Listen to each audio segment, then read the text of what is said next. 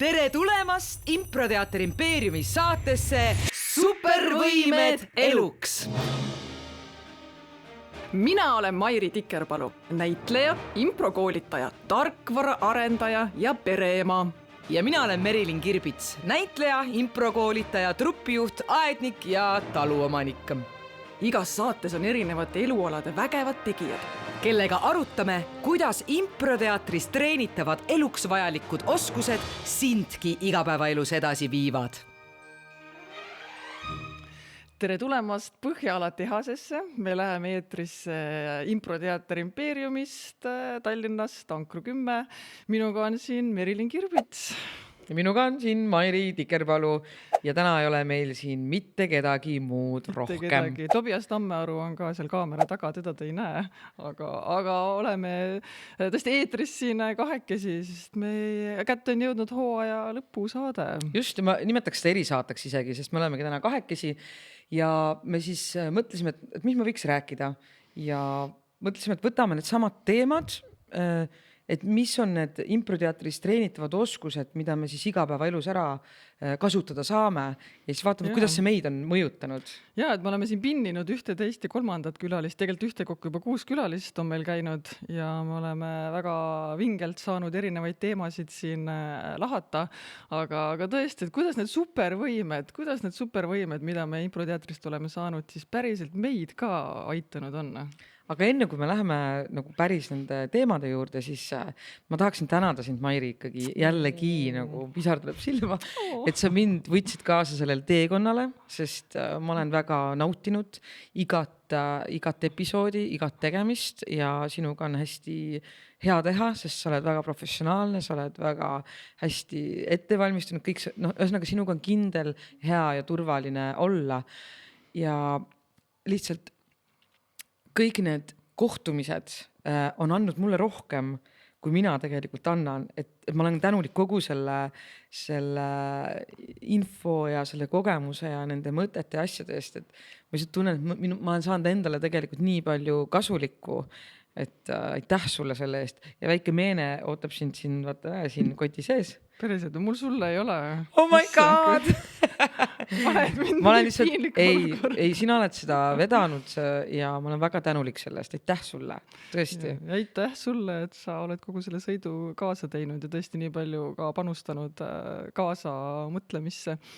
Et ma just mõtlesin, et kui see podcasti mõte mul tuli, et see oli just isegi täpselt samal päeval, kui ma sulle helistasin ja tahtsin teada, et kuule, sina oled podcasti teinud, et räägi mulle, et kuidas see käib ja lihtsalt jälle me räägime siin on ju põhimõtetest eluks, et üks nagu oluline põhimõte, mida ma tagantjärele vaatasin, mida ma kohe rakendasin, oli see, et ära pusi üksi, et sa ei pea istuma ja hauduma üksinda, planeerima, kõik detailid on ju paika, vaid kui sul tuleb mingi mõte kohe kaasa kedagi, kellel on ka juba see kogemus olemus, sa ei pea jalgratast üksi leiutama ja mulle tundub, et tänu sellele me saime nagu nii palju kiiremini edasi ja juba sügisel oli meil esimene osa väljas.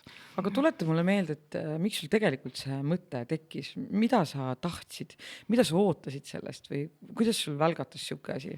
Miks? Mul oli eelmine suvi, ma olin ise hästi usin selline videokastide ja podcastide kuulaja ja siis ma vaatasin videokast, ma mäletan, ma triikisin kodus, läpakas oli lahti, vaatasin mingid videokastid, triikisin seal ja siis mõtlesin korra, et issand, aga see on nii äge viis või nii äge nagu formaat, kuidas me saaksime ka neid improteadmisi nagu edasi anda. Et jah, meil on omad koolitused, aga kõik inimesed ei jõua ju nendele koolitustele, et see oleks nii vinge nagu kanal, kuidas laiemalt nagu inimesi nende teemadega siis kuidagi kurssi viia ja just nimelt, et kaasata neid ägedaid külalisi, kes aitaksid nagu mõtestada ja tõmmata need teemad laiemaks, kui ainult see meie impro kontekst. Aga kas see kujutlus, mida sa kujutsid ette, et kas see sai tõeks? Kas see tuli välja nii nagu teoks sai nagu palju rohkem. Sest nagu ma olen sulle ka rääkinud, et minu esimene mõte oli see, et ma panen mingi Facebooki laivi nagu püsti või teeme mingi Teamsi kõne külalisega ja ongi kõik on. Aga siis meil tuli siuke produktsioon tuli siia veel juurde, mis on ju nagu ülivinge. Ja teeme aplausi Tobias Tammerule ka, kes meid tehnilise tiimina toetab. aga kuidas sa sellel teekonnal ennast tundsid? Nagu kas sa, kui sa peaksid mõtlema selle peale, et kirjeldama seda emotsiooni, seda tehes, et mis tunne sind valdas? No eks see vist oli mingisugune komplekt kindlasti hirmust ja ärevusest ja eneseületusest ja samas ka nagu sellest rõõmust ja naudingust ja tõesti sellest nagu heast infost on ju, ja headest mõtetest, ideedest, mis me siin koos saime. Kuidas sina tundsid? Sa oled korra, oled Otepääl teinud Otepää podcasti, võrreldes nüüd selle kogemusega näiteks. See oli selles mõttes kindlasti keerulisem, sellepärast, et Otepääl me tegime persoonilugusid, ehk sa võid inimesega rääkida kõigest alates tema sünnist kuni kõikide tegevuste, ükskõik mis sul pähe tuleb ja või mis mõtted tulevad, et meil oli ikkagi natukene spetsiifiline, et sul on ikkagi mingisugune teema, millest sa pead püsima, et väga laiali valguda ei saa, et võib-olla ma kipun ka kuskilt aiaaugust rääkima, et kui läheb jutt sinna. Aga jällegi nagu tohutult hariv ikkagi, midagi ei ole teha, et vaimselt kirgastav kogemus ja oli kindlasti mingisugust ärevust algusest tunda, et kuidas sellise spetsiifilisema teemadega hakkama saada. Jah. Aga muidu väga suurt vahet pole, ma teen ikka nii, nagu ma ette kujutasin selles mõttes, et ma lähen mingisuguse avatud emotsiooni ja tundega peale, et mul ei ole tohutut süsteemi, et kuidas seda asja, kuidas see ülesehitus võiks olla, vaid et ma kuulan, tajun, lasen läbi, mõtlen kaasa, elan kaasa ja olen lihtsalt kohal täiega. Minul oli ka võib-olla suur eneseületus nagu rääkimise koha pealt. Ma tean, et ma ei ole loomu poolest selline väga sorav ja väga nagu kiire rääkija või enese väljendaja. Et selles mõttes, et kui sul ongi mikrofon on nina ees ja tuleb küsida küsimusi ja kaasa rääkida, et siis ma panin ennast ka võib-olla nagu mõnuga oma mugavustsoonist välja, et võt nüüd pean seda tegema. Ja senimaani on ju kõik arenemisprotsess. Kas see on muutunud nüüd, et see oli ka tegelikult üks küsimus just selle juhtimise koha pealt, et kas sa õppisid seda nautima tegelikult, et said sellest tundest või ebamugavustundest üle või mis sind alguses peas nagu takistas? Jah, kas just päris lõpuni üle, et eks see ongi selline protsess, mis tegelikult jätkub on ju. Ja nagu me oleme ka oma episoodides on ju rääkinud, iga nurga alt on välja tulnud, et harjutamine, et mitte miski ei tule nagu siin elus niisama, et erinevatest oskustest, kui me räägime. Ja ma arvan, et see on ka olnud suurepärane viis tõesti siis panna ennast sellesse olukorda ja nagu sundida takka. No igal juhul mina loodan, et sellel podcastil on väga pikk iga ja me sügisest leiame järjekordsed lahed tegelased, kellega asju arutada, mis meile korda lähevad ja mis võiksid ka teistele inimestele korda minna ja kasulikud olla, mida nad saaksid kasutada. Ja kes kuulavad, vaatavad, et kui kellelgi on mõtteid, on ju, et mis külalisi me veel võiksime kaasata, siis andke meile teada, hea meelega kuulaksime. Ja just erinevate nurkadelt, et koostöö on see, mis meil jäi võib-olla veel tegemata näiteks on ju, et kus siis seda koostööd igapäevaelus kõige rohkem näiteks kasutatakse või keda me võiksime läbi selle kutsuda, et keda oleks põnev nagu selle juures kuulata. Ja ka selline eksimisjulgus on ju, soorituspinges nagu lahti saamine, kuidas see meid mõjutab, see teema veel ootab meid sügisel ees. No teemasid on küll ja veel, et kui kellelgi on mingi tõesti midagi tuleb, välgatab, siis teate, kust meid leida. Nii et kirjutage või helistage või joonistage meile. Aga kuidas siis on? Mis oleks see mingi esimene asi võib-olla, mis sul pähe tuleb, et kui sa mõtled, et tõesti, et see on ka selline tänamatu küsimus, et kui sa ei oleks improga tegelenud, on ju, aga ikkagi, et võib-olla kui neid impro-oskusi ei oleks või kui sul oleks seda impro-kogemust, et mis oleks su elus teisiti või mis on need asjad just, mis on aitanud sind nagu isiklikult? No eks seda läbi episoodide oli näha ka, et millises saates oli fookus hästi palju minu peal ja kus oli kõige rohkem näited mul tuua ja et see oli ikkagi Merilini saade Aktsepteerimine. et see on nagu põhiasi, ma arvan, et kui ma praegu seda räägin ka, See siis oli väga mul vahva. silmad lähevad märjaks mingi koha pealt, saad aru, et keegi vajutab mingit punkti nagu, et ikka see enese aktsepteerimine ja läbi ka selle, et sa aktsepteerid teisi.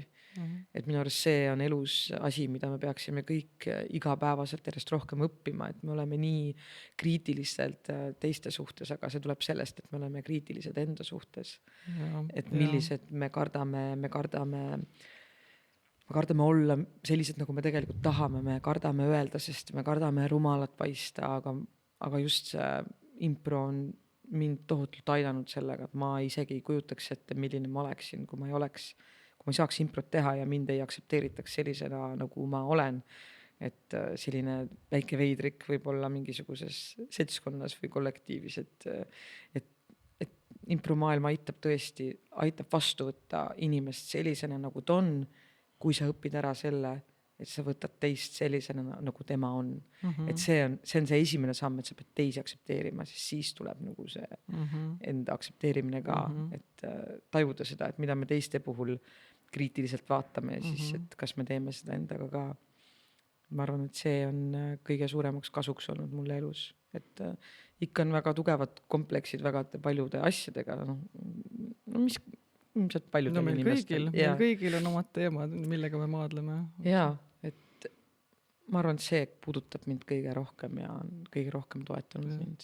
Sest improtreeningutel me ju, põhimõte on ju, mille pealt me tegutseme, on see, et kõik mõtted on õiged või isegi ei ole nagu õiget ja valet mõtet, vaid on lihtsalt mingid ideed, mida arendatakse üheskoos edasi ja mingid ideed, nagu mida ei arendata. Et see ei tähenda, et need oleksid on ju selle võrra halvemad, aga lihtsalt et vahet ei ole, mis mõtte me võtame, me võime igast mõttest võime teha mingisuguse väga vinge stseeni või väga vinge laulu. Et selles mõttes kõik on õige. Ja just see kogemus, nagu mõtlen ka, mis mind on väga palju kujundanud, on see, et treeningutel, kui ma ise õpetan ja kui ma ise õpin, on ju improt, et me kogu aeg puutume kokku sellega, et kui erinevad on inimeste kujutluspildid. Me töötame palju assotsiatsiooniga, on ju, et kui mina ütlen kass, siis kellelgi võib-olla tuleb esimese asjale meelde koer, kellelgi tuleb võib-olla mingi haav, on ju, kass on teda kriimustanud, kellelgi võib-olla tuleb must kass, on ju meelde, mingisugune ebausk, et kõigi meie elukogemused on erinevad ja see ei tähenda, et üks või teine nagu seos on vale, aga need on lihtsalt erinevad ja minu meelest see kandub nagu päris elu suhtlusesse ka, et hästi palju neid kommunikatsiooni või möödarääkimisi on ju kommunikatsioonihäireid inimeste vahel tuleb selle tõttu, et me eeldame, et mingisugune märksõna või mingisugune teema nagu tähendab teisele samat asja, et meie kujutluspilt on ühesugune, aga tegelikult see ei ole. Meil on kõigil nagu peas, meil on ikka väga erinevad kujutluspildid. Ja pluss see, et tegelikult kui sa töötad kuskil kollektiivis, ükskõik mis kollektiivis ja räägitakse ideede kogumisest või üldse arvamuse avaldamisest, siis on inimesi, kes ei julge seda teha, sest nad kardavad, et nad paistavad rumalad, sest ilmselt keegi on seda kritiseerinud. Aga tegelikult peaks ära kuulama kõik inimesed, et ei tekiks seda tunnet inimesel, et ta ei saa väljendada ennast. Ükskõik milline see idee või asi on, see ei pea seda kasutama, aga see, et ta saab seda väljendada, saab välja öelda. Sest kui need mõtted ja asjad jäävad lihtsalt sisse, siis sa mõtledki, et ma ei olegi midagi väärt, et ega minu mõtted ja minu asjad ei olegi nagu kellegile, ei lähe korda, et mis ma ikka nagu, et see ärakuulamine ükskõik mis kollektiivis või meeskonnas on väga oluline selle juures. Ja ka see, et see mõte ei pea isegi olema nagu valmis, on ju, et lihtsalt kui mingisugune mõte jupikene, mingi otsakene tuleb nagu, et ütle see välja ja teised võib-olla haakuvad sellest ja jälle sellest areneb midagi, mida sa üksinda ei oleks välja mõelnud.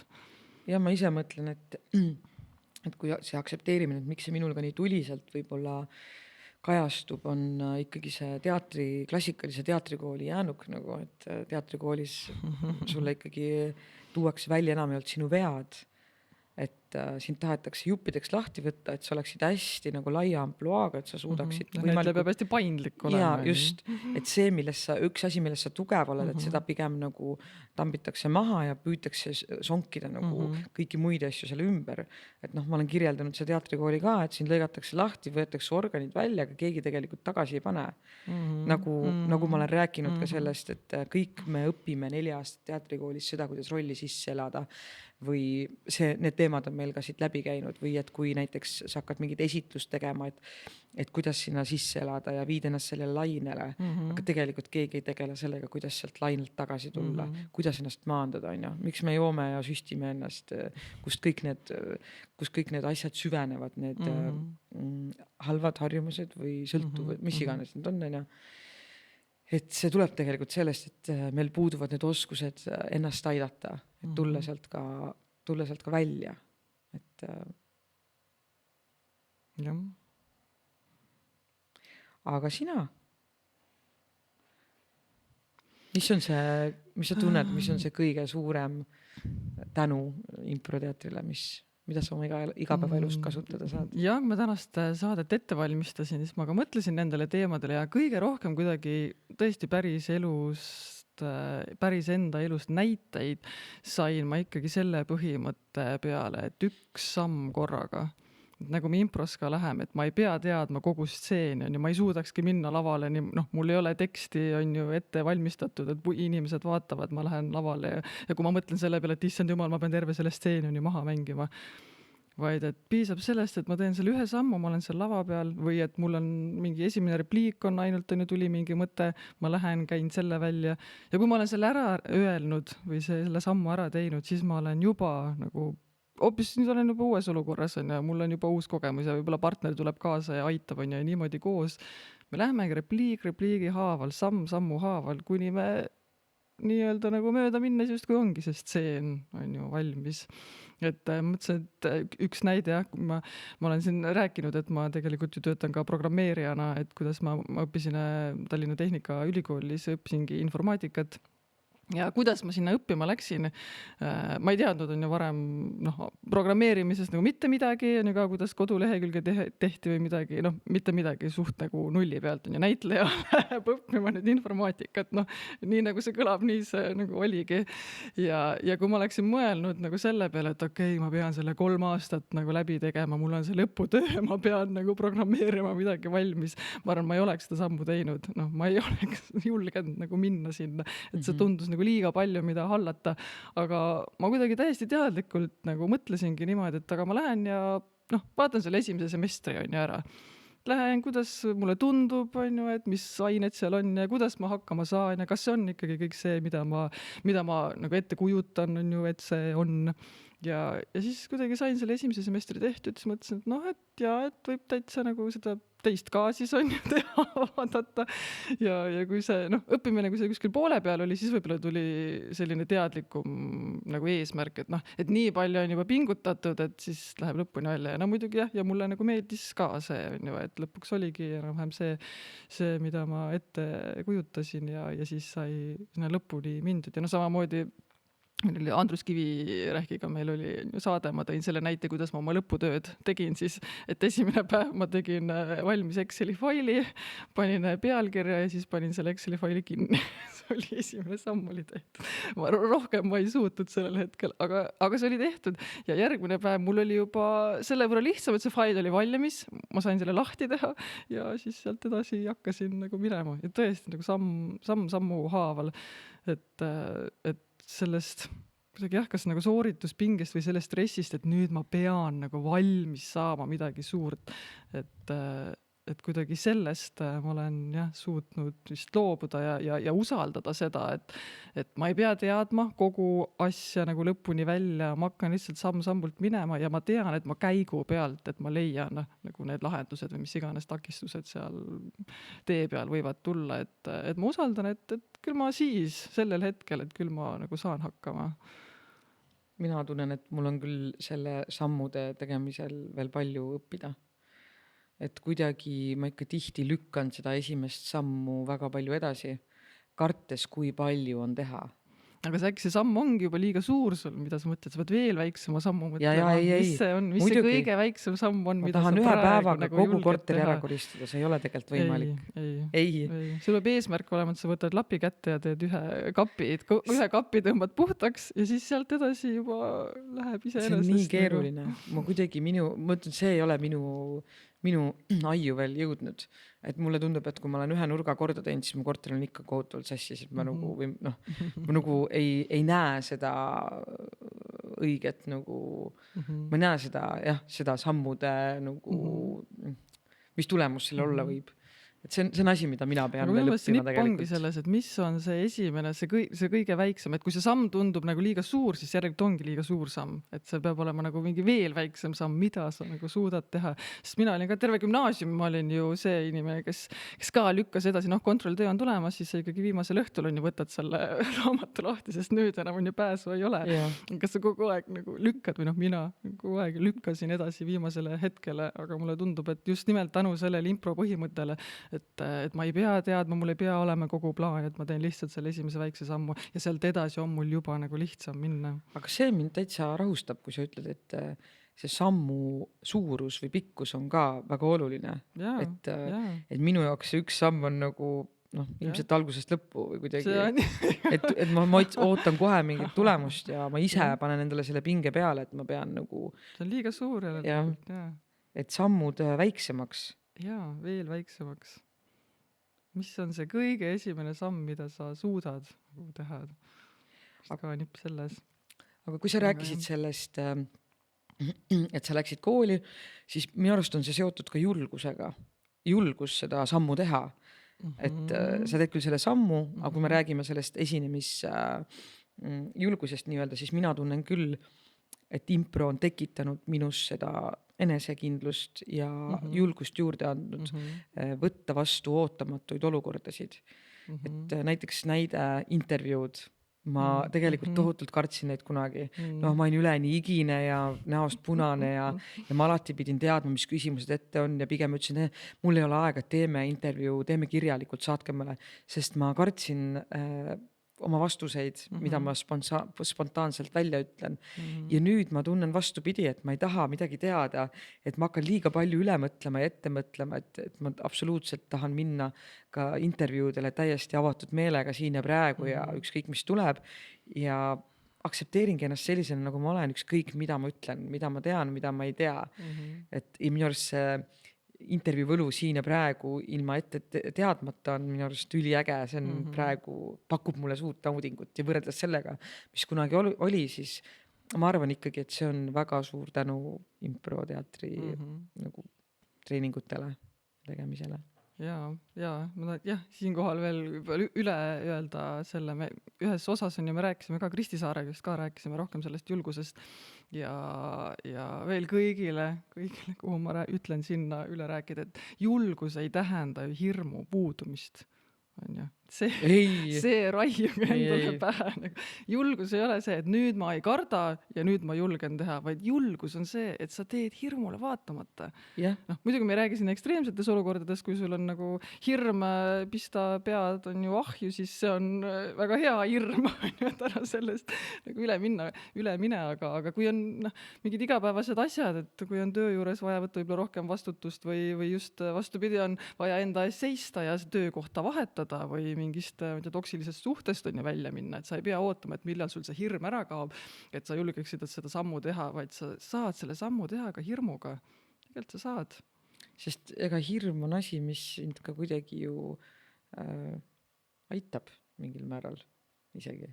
No ta nagu indikeerib midagi on ju, et ta annab sulle mingit infot, et midagi ei ole võib-olla päris õige, kuigi ja mingites olukordades võib see ka petlik olla, kui me räägime on ju näiteks lavahirmust, et siis me oleme ju analüüsinud seda, et millest see tuleb, et mingisugune jürgaju kuskil kardab seda, et ta on tähelepanu keskpunktis, et see tähendab seda, et teda nüüd grupist visatakse välja ja nüüd ta jääb lõvidele söögiks, aga tänapäeval enam see ei ole ju enam seda teemat.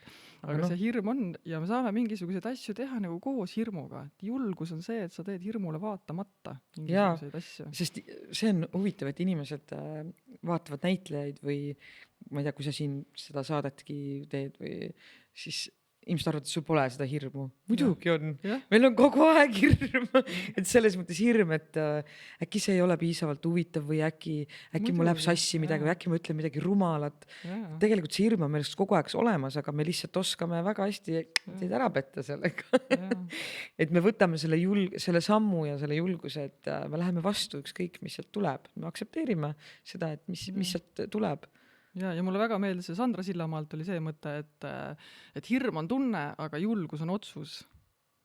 Et sa ei pea ootama seda tunnet, millal sul on julge tunne, vaid sa teed selle otsuse, et nüüd ma teen seda asja ja see on julgus. Hirm on tunne, aga julgus on otsus. Sest julguse tunne ei teki niisama. Ja. Sa pead võtma vastu selle, et nüüd ma proovin või nüüd ma teen. Teistpidi, mitte see, et sa ootad seda julget tunnet ja sa lähed, vaid sa teed ja selle käigus sul tekib see julge tunne. See on see väike ebamugavustsoon ikkagi nagu mugavustsoonist peab selle väikese sammu välja tegema, selle sammukese, et sa saaksid edasi minna. Aga tõesti kõik need mingisugused juhtimised või ootamatud olukorrad, nendes ma tunnen ennast täiesti teisiti praegu õhtujuhtimised kui varem. Mul oli metsik hirm nende ees, et kuidagi ikkagi see improviseerimise treening, see, et see ootamatu olukord on kingitus, mitte takistus, on see, mis juhtub siin ja praegu, mis juhtub juhuslikult, see on nagu parim looja. Sellest sünnib kõige ägedam looming, et kui sul ei ole nagu ettevalmistus, ei tea täpselt kõike, et see on äge. Ja enesekindlust mina olen tundnud ka, et see on andnud mulle palju enesekindlust juurde. Just nimelt ka sellest vaatest, et jälle tegelikult me isiksustena oleme väga erinevad, on ju. Et mina olen ka, kui ma muidu elus olen pigem tagasihoidlikum ja introvertsem, siis tänu sellele, et ma saan improga esineda ja ma saan koolitada, et ma tunnen, et ma saan kätte oma selle nagu tähelepanu vajaduse ja ma võib-olla päris elus nagu selle arvelt olengi rahulikum, on ju, et ma ei pea kippuma nagu esinema mingites seltskondades või mingitel koosolekutel, et ma pean nagu väga ennast tõestama. Et mul on see tähelepanu vajadus nagu sealt kätte saadud. Ja iga inimene ju tahab tunda mingis olukorras, et ta kuidagi, et ta juhib või et ta kuidagi kuidas ma ütlen, annab mingit väärtust on ju ka teistele, et tema tahab nagu tunda kasulikuna ja need improkoolitused on küll üks selline asi, kus ma tunnen, et see on hetk, kus mina saan midagi maailmale anda, et mul on midagi, mida anda ja see on nagu äge tunne. Ja see ei tähenda seda, et ma teen neid koolitusi sellepärast, et ma saan tunda ennast mingi tähtsa juhina ja seal kõik kuulavad ja teevad niimoodi, nagu mina teen. See lihtsalt juhtub nagu selle käigus. Et see mingi tähelepanu vajadus saab ka täidetud. Ma tunnen täpselt samamoodi. Kuna ma olen kogu aeg tundnud, et ma ei talu seda, kui mul ei ole elus funktsiooni, et ma olen mõttetu lihtsalt inimene, elan enda jaoks. Mul on nagu see, et ma pean saama anda midagi teistele ka. Ja minu arust enda improkoolituste ja juhendamistega saab see pagas päris korralikult täidetud, et tegelikult sa näed selle mõju siin ja praegu, kuidas see inimesi mõjutab ja see täidab ennast nii palju ja ma saan selle nii-öelda maailmale andmise, nagu sa ütlesid, selle sama funktsiooni täidetud, et kuigi ma olen see, kes näeb mingid vabatahtlikke lehti, ma tahaks igale poole minna vabatahtlikuks, et midagigi nagu endast anda.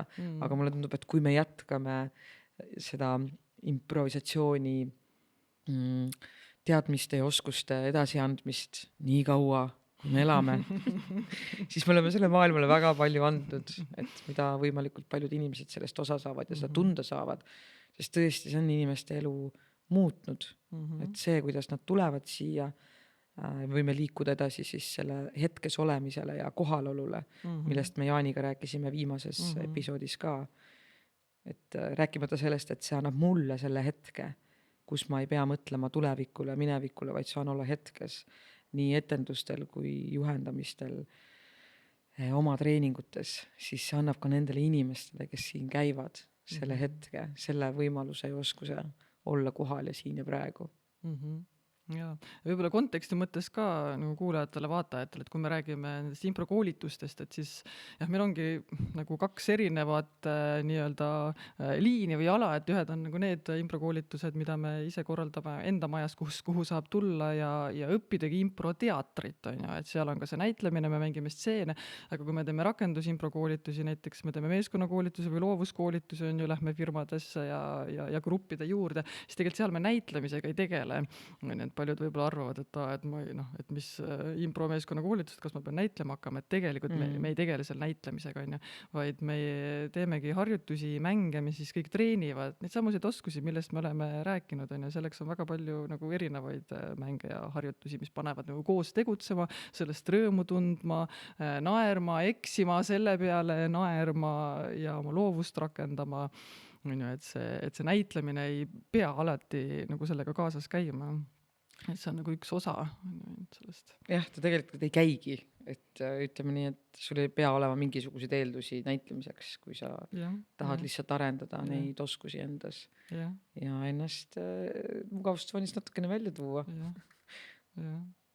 Aga kuidas sellest kohalolust rääkida, et kuidas sinul sellega on, et kas see on sinu jaoks kuidagi nagu oluline osa või tegelikult sul on, sa rääkisid sellest mediteerimisest, mis sul on, et või sa saad oma elus... See on alles hiljuti tulnud, see on alles mingisugune viimase aasta avastus nagu enda jaoks, et ma tunnen, et see on mulle kasulik. Aga improga ma olen ju pikemalt, peaaegu 15 aastat oleme tegelenud. Ja, Mairi. Ma ei julge kunagi seda numbrit välja öelda.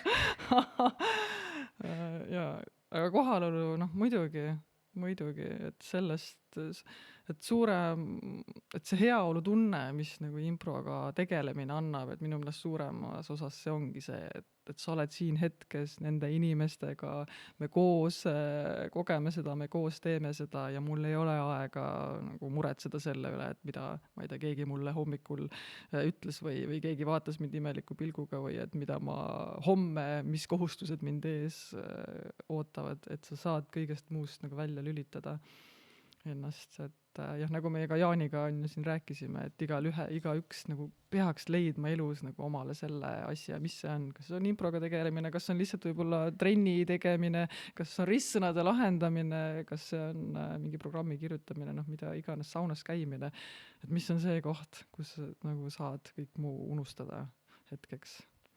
Aga see põhiasi, mis meid ikkagi tagasi hoiab leidmaks neid asju või sammu tegemine on see eksimise hirm on ikkagi see põhiasi, mis meid tegelikult hoiab kinni. Ja, või mis sammu ükskõik, võtan mingi uue asja ette. Ma mõtlen, miks inimesed kardavad näiteks improteatris isegi vaatama tulla. Näiteks, et nad kardavad esiteks seda tähelepanu, on ju, nad kardavad, nad ütlevad midagi valesti. Või miks impro koolitustel, mis see esimene inimeste hirm on ikkagi, kui hakkad mingit harjutust tegema, siis põhiasi on ikkagi see, et me kardame eksida, sellepärast, et meil on koolis õpetatud, et me ei tohi eksida. Vastused peavad kõik õiged olema, kui me lähme tööle, siis peavad kõik vastused õiged olema. Ja eriti, kui on selline amet veel, kus tõesti ei saa eksida, nagu südamekirurg, kui ta teeb operatsiooni, tal on seal väga vähe, on ruumi, on ju eksimiseks. See on natuke teine, see on nagu eraldi teema, et seal ei pea improviseerima. Jah, võimendab. Aga just, et see kõige suurem hirm, mis meil elus minust tagasi on see, et me kardame eksida. Kardame, et me jääme häbisse ja me oleme kuidagi, saame ka sellega kuidagi tähelepanu keskpunkti. Ja koolitajana, see on nagu üks esimesi asju, millega ma teadlikult tegelen. Kui ma koolitust alustan, siis mu esimene ülesanne on see, et ma teadlikult nagu proovin tekitada selle ruumi, kus on mitte ainult nagu füüsilise ruumi, vaid ka selle omavahelise, ma ei tea, energia see, kuidas me tunneme ennast nagu selles seltskonnas, et see oleks turvaline, toetav, et inimene saab ennast vabaks lasta ja ükstapuha, mis ta seal ütleb või teeb, et seda kuidagi ei vaadata nagu viltu või ei tembeldata valeks, vaid et pigem nagu rõõmustatakse kõikide nende pakkumiste ja üllatuste üle, mis siis nagu tekivad koos tegutsedes. Ja kui me näiteks liigume, me oleme rääkinud praegu treeningutest ja koolitustest, aga kui me räägime näiteks korraks enda etendustest, et ka korra mainisin seda, et inimesed kardavad ka improteatrit vaatama tulla. Jaa, et kuidagi... aga me võiks ära mainida siin selle vaata, et ei pea on ju kaasa rääkima ja ei pea Absoluutselt. lavale tulema, et ütleme selle välja siin. See on mingi müüt, mis on lahti läinud, et improteatrisse, et kui tuled vaatama, et siis sind tõmmatakse lavale. Ja. Või et sa pead midagi ütlema, et sa ei pea, sa võid lihtsalt tulla, istuda, mitte midagi ei pea ütlema ja nautida lihtsalt etendust. Ma ütlen, see vana mingi tsirkuse asi, nagu vanasti tsirkuses võeti neid inimesi ja lavale, minu arust see on täpselt see, et sa saatud kuskile naljanumbriks, kui sa saad sellest osa, et tõesti see improteatris meil etendustel on kõik tõesti vabatahtlik, sa võid rahulikult kõrvalt vaadata, kuidas inimesed improviseerivad ja nautida seda ootamatust, mis ees ootab, aga miks inimesed ka ei tule, sest osad inimesed, kes kardavad seda, sest neile meeldib, kui nad teavad, mis loos juhtub. Noh, mis on see, et nad, miks sa klassikalist, ei julge tulla. Lugu sa juba ette tead ja sa lähed vaatama, kuidas siis seda lugu tehakse. Sa tead, mida sa saad ja sa usaldad seda turvatunnet selle juures, et impro tekitab, aga ma ei tea ju, mida ma sealt nagu saan. Et kuidas seda inimestele nagu anda märku, et anna endale see võimalus pakkuda endale ka ootamatust, et sa ei tea tegelikult, mis etenduses juhtuma hakkab. Ega meie ka ju ei tea, mis juhtuma hakkab. Minu meelest see on hästi nagu eriline tunne, mis iga hetk nagu tekib selle publikuga koos, sest tõesti, et sellist etendust nagu see konkreetne publik näeb, on ju, ei ole mitte keegi näinud ega ei näe tulevikus ka, et tõesti, et nagu iga etendus jääb selle koosseisu, kes parasjagu lava peal on ja siis selle publiku, kes parasjagu saalis on vahele. Seda energiat on tunda, kui sa lähed lavale ja sa tunned seda publikut, siis tänase õhtu energia on nii õhus ja see juhib meid alateadlikult tegelikult juba edasi. Aga just, et kuidas inimesi veel rääkida, et miks siis improetendust ka vaadata, et kui sa ei julge või ei soovi seda sammu teha, et osaleda treeningus või koolitusel, siis ka improetenduse vaatamine annab sulle selle sama heaolutunde läbi selle eksimise rõõmu, mida meie lava peal pakume. See, kuidas meil asjad juhtuvad ja ei lähe nii, nagu tegelikult peaks minema. Aga leiame lahenduse ja lähme edasi. Et just, et inimesed saaksid aru, et ka etendust vaadates nad saavad selle tunde kätte. Et tulge vaatama meie etendusi ja andke endale see võimalus saada osa nendest emotsioonidest. Ja isegi kui sa ei tea, siis tule ja vaata üks ära ja sa ei tea, kuidas see sulle mõjub. Enne kui sa pole näinud, sa ei saa öelda, et ei, ma ei tule. Ma ei tea, mis seal nagu, ma ei tea, mis seal saab. Ja, sa sõnastasid praegu nii hästi, et andke endale võimalus, et kui ma koolitusi teen, siis on mul iga koolituse alguses tekib nagu see mõte või see tunne, et mul on nii hea meel nende inimeste üle, et nad on andnud endale selle võimaluse nagu siia tulla ja seda kogeda. Et nad on võtnud endale või teinekord, kui on see mingisugune, lähen firmasse tegema, on ju, siis on see üks inimene, on ju, kes on kutsunud, et teised ei ole on ju seda ise nii-öelda seda aega endale andnud, aga neil on ikkagi see antud, on ju, et nad on saanud selle aja iseenda jaoks, et kogeda midagi sellist, et üllatada iseend, et hullata, et saada neid endorfiine sellest naerust enda kehasse. Tõesti, kutsume kõiki teatrisse. Ja see naer, ma mõtlesin nagu selle peale ka, et mõtled, et naer ja nali, et mis seal siis on, aga tegelikult, kui ma ei tea, iga kuulaja vaata, kui sa nüüd mõtled korra oma igapäeva elu peale, et iga päev, et kui palju sul on päevas seda hetke, kus sa naerad niimoodi, et sul pisarad purskuvad, et sul on kõht kõveras. Kui mõtlen, et minul igapäevaselt mul ei ole nagu seda hetke. Sest ikkagi sul on omad kohustused, mured, tegemised, et mõni hetk võib-olla nagu naljatad on ju, teed mingi väikse naeru, aga niimoodi, et sa tõesti südamest naerad. Vats võbiseb ja silmad on märjad. Seda ikkagi väga, seda juhtub siis, kui sa saad sõbrannadega kokku, keda sa pole kaua näinud, et hakkate vanu aegu meenutama. Siis tekivad mingid need vanad lood ja asjad. Aga mõtle, kui sa saad igal etendusel selle sama emotsiooni, nagu sa saad vanade sõpradega kokku ja sa naerad pisareteni ja nagu ja sa hiljem meenutad seda lugu ka, mis lava peal juhtus. ja see tunne ja see on ju tõestatud, me teame seda, et kuidas naer tervisele, et kuidas see on Jaa. tervisele kasulik ja kõik need endorfiinid on ja mida head nad meie kehades on ju teevad. Ma olen eriti kuulus selle koha pealt minu arust etendustel, et ma naudin oma kaaskolleegide tööd nii palju, et ma lihtsalt naeran vahel üle publiku ise lava peal kõige kõvemini, sest see on nii tore, mida teised teevad, et kui tänane see impro pool on eriti hoogne, siis see on lihtsalt kõrvalt vaadates ka, ma ei suuda ise mängida, sest nii naljakas on lihtsalt. Et sellel hetkel ise ka saad sellest naeru naudingust tegelikult osa. Ja see ei tähenda, et me alati ka otsast lõpuni naerame, et kuna me oleme klassikalise teatri näitlejad, siis me otsime erinevaid emotsioone. Minu jaoks kõige olulisem on lugu, mulle meeldivad need lood, mis võivad nagu kokku saada meie erinevate kogemustega inimeste mõtetest, et see on kõige tähtsam ja seal on ka teisi emotsioone, seal on viha, seal on romantikat, seal on kurbust, seal on kõike ja ma olen eriti tänulik nendele, kes tulid minu ja Maarjuse duetti esimest korda vaatama, nad polnud kunagi impros käinud, et ma küsisin ka, et ma olin kindel, et kõik on improviseerijad, sest see ei olnud tundu esimene valik olevat formaatidest. Ja siis ma olin nagu tõesti seal oli mingi inimesi väga palju, kes ei olnud kunagi näinud ja ma olin nii tänulik, sest et see kahene formaat on natuke selline, kus me otsime ka teisi emotsioone ja tahame natuke rohkem siis nii-öelda neid tegelasi või karakterid avada või minna kuidagi natuke nendega sügavamale. Et tõesti, meil on ka väga palju erinevaid formaate, et iga inimene saab leida endale oma, mis talle kõige rohkem meeldib. Et, kui küsida, mis on sinu lemmikformaat? Ma tean, et sa kõikides ei mängi, aga kui rääkida, siis kas sul on mingi lemmik enda oma? Nagu, mis sind kuidagi eriti paneb, nagu täna saab seda mängida? Võib-olla see romantiline komöödia on selline, mis kuidagi eriti.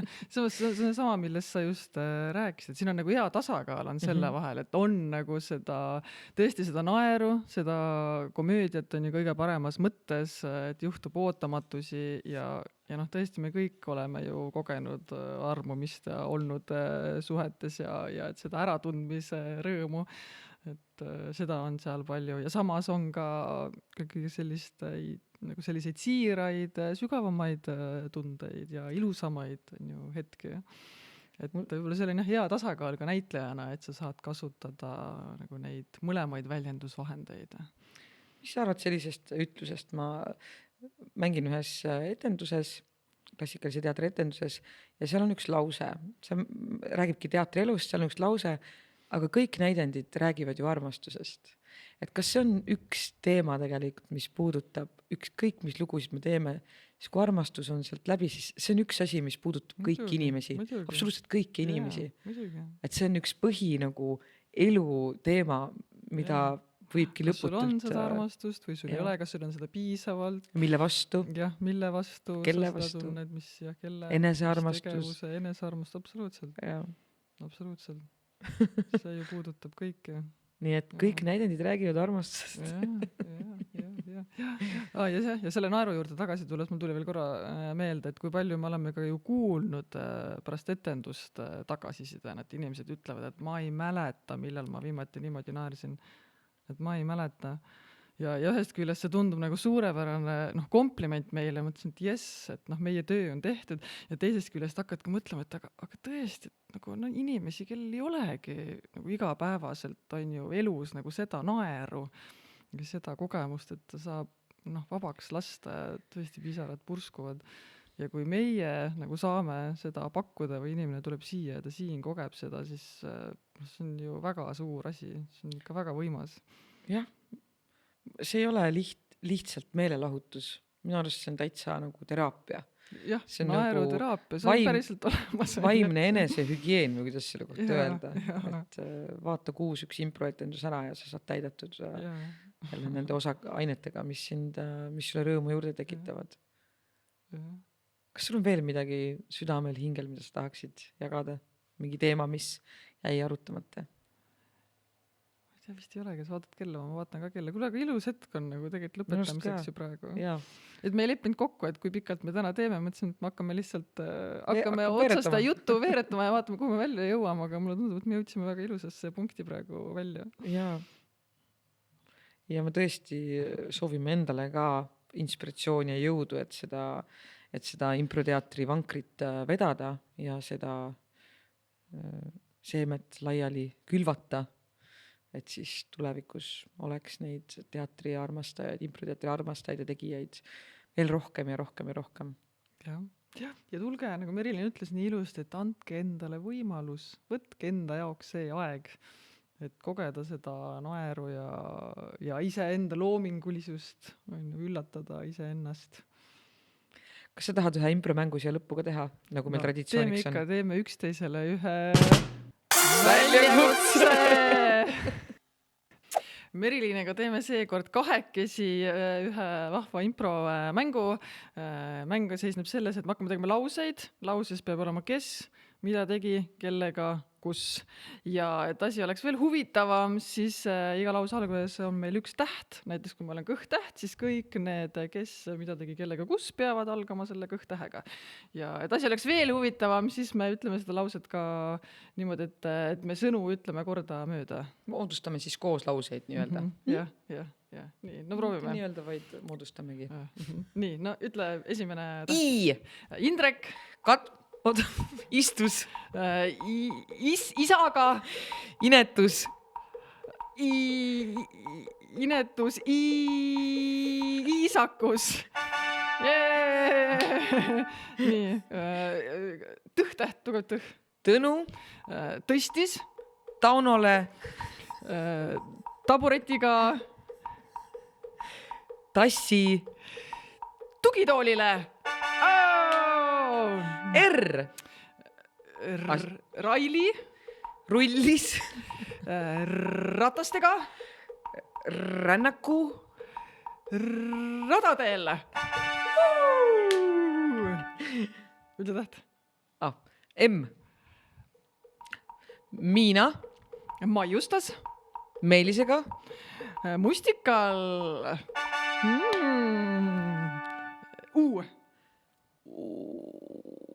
Unine. Uksehoidja. Uskus. Uskumusi. Unes.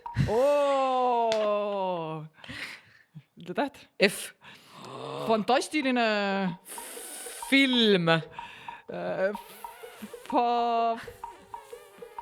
Fanfaaritas.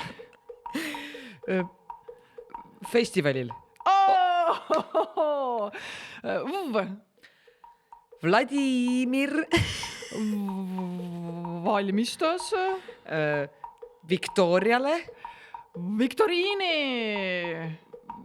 Vestidest. Nii, viimane. Öö. Öö või? Jah, öö. Ööbik.